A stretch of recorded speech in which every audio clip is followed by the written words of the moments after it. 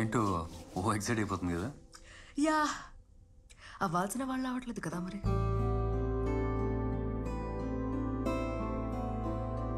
Sorry, మీరేదో మాట్లాడాలన్నారు. Yeah, Mallikarjun గురించి.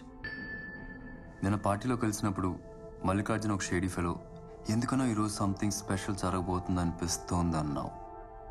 ఎందుకు?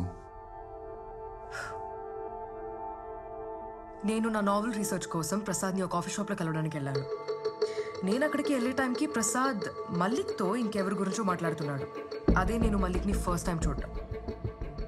ఆ తర్వాత ఎప్పుడో ప్రసాద్ని అడిగితే ఎవరో గుండా మేడం కబ్జా గొడవ, మల్లిక్ సార్ని నన్ను చంపుతానని బెదిరించాడు, ఇవన్నీ మాకు మామూలే అన్నాడు. పేరేంటని అడిగాను, విక్కీ అన్నాడు.